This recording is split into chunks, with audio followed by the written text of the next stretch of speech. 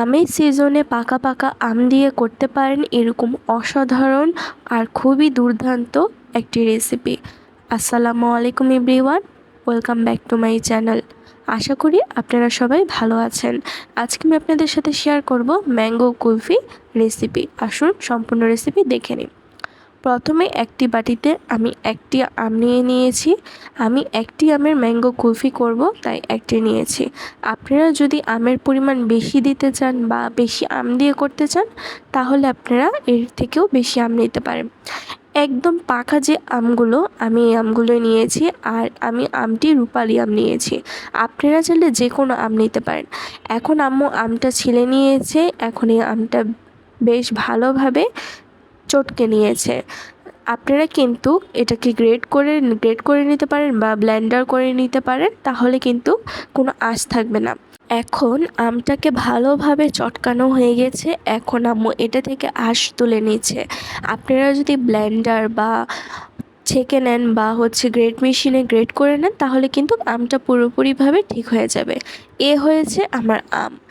এখন একটি পাত্রে আমি 1/2 লিটারের মতো দুধ নিয়েছি। এখন দুধটাকে একটু লাড়াচাড়া করে চুলায় বসিয়ে দিব মিডিয়াম টু লো হিটে। এই পর্যায়ে যখন দুধটা আস্তে আস্তে বলক চলে আসবে, তখন এই পর্যায়ে আবারও একটু নেড়ে দিব। নেড়ে আরও কিছুক্ষণ জাল করে নিব। জাল হয়ে গেলে এতে সামান্য পরিমাণ চিনি, 3টে এলাচ দিয়ে আবারও কিছুক্ষণ নেড়ে মিডিয়াম টু লো হিটে রান্না করে নিব। দুধটা যখন মোটামুটি ঘন হয়ে আসবে, দেখতে পারবেন উপরে যে সরটা পড়েছে, এটা কিন্তু দুধের সাথে মিশিয়ে নেবেন। আর দুধটাকে কিন্তু বারবার নাড়তে হবে, তা না হলে দুধের উপরে সর পড়ে যাবে। সরটা এভাবে ভেঙে দিলে কিন্তু আইসক্রিমটা খেতে বেশ ভালো লাগবে। এখন এতে 1 চা চামচ গুঁড়ো দুধ আর বাদাম বাটা দিয়ে দিয়েছি। বাদামটাকে কিন্তু আমি আধা ভাঙ্গা করে নিয়েছি। এখন এটাকে বেশ ভালোভাবে নেড়ে আরও কিছুক্ষণ জাল দিয়ে ঘন করে দিব মিডিয়াম টু লো হিটে রেখে। আর দুধটা কিন্তু এভাবে পরপর নেড়ে দিতে হবে। দেখতেই পাচ্ছেন দুধটা কতটা ঘন হয়ে এসেছে। এই পর্যায়ে আমি এতে 1 চা চামচ কেওড়া জল দিয়ে দিব, তাহলে একটা শাহি ফ্লেভার আসবে। কুলফি মলাইতে কিন্তু এই শাহি ফ্লেভারটা আনার জন্য কেওড়া জল দিতে পারেন আপনাদের ইচ্ছা অনুযায়ী। এখন দুধটা ঠান্ডা হয়ে এলে আমি এই এলাচগুলো একটা একটা করে তুলে নিব। তোলা হয়ে গেলে এতে আইসক্রিমটা দিয়ে দিব আর খুব ভালোভাবে নেড়ে নেব। আপনারা চাইলে এ পর্যায়ে আইসক্রিমটা দিয়ে ব্লেন্ডারে খুব ভালোভাবে ব্লেন্ড করে নিতে পারেন। দেখতে পাচ্ছেন খুব সুন্দরভাবে মেশানো হয়ে গেছে আর কালারটা কিন্তু দুর্দান্ত হয়েছে। এখন এ পর্যায়ে আমি আইসক্রিমের মোল্ড নিয়ে নিয়েছি, আর মোল্ডের যে ক্যাপগুলো, এগুলো আমি খুলে নিচ্ছি, কারণ এভাবে দিলে কি আইসক্রিমটা জমাট বাঁধবে, কিন্তু খেতে গেলে একটু সমস্যা হবে, তাই এগুলো খুলে নিচ্ছি। এই দেখুন খোলা হয়ে গেছে। এখন আইসক্রিমের মোল্ডে ডোটা দিয়ে দিচ্ছি, কিন্তু ভরাট করে দিবেন না, তাহলে কিন্তু বরফটা বেশি হয়ে যাবে। মোটামুটি কম কম করেই দিবেন। এভাবেই কিন্তু প্রত্যেকটা ভরে নেব।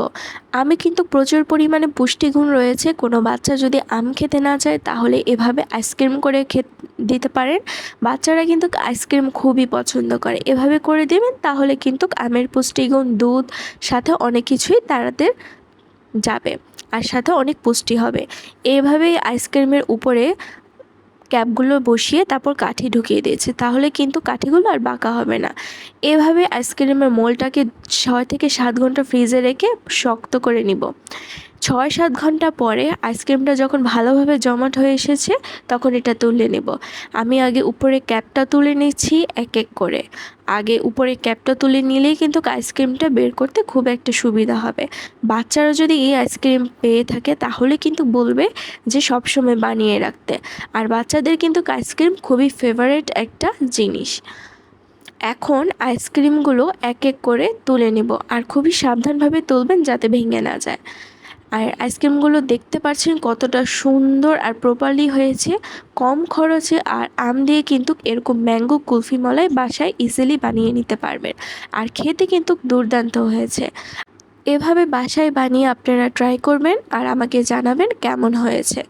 দেখতেই পাচ্ছেন ম্যাঙ্গো কুলফি মালাই আইসক্রিমটা কতটা সুন্দর হয়েছে, আর খেতেও কিন্তু আলহামদুলিল্লাহ দুর্দান্ত হয়েছে। আপনাদের কাছে কেমন লেগেছে অবশ্যই কিন্তু কমেন্ট করে জানাবেন। আর আমার চ্যানেলটি সাবস্ক্রাইব করবেন, লাইক শেয়ার করতে কিন্তু ভুলবেন না। সম্পূর্ণ ভিডিওটি দেখার জন্য সবাইকে অনেক ধন্যবাদ। আল্লাহ হাফেজ।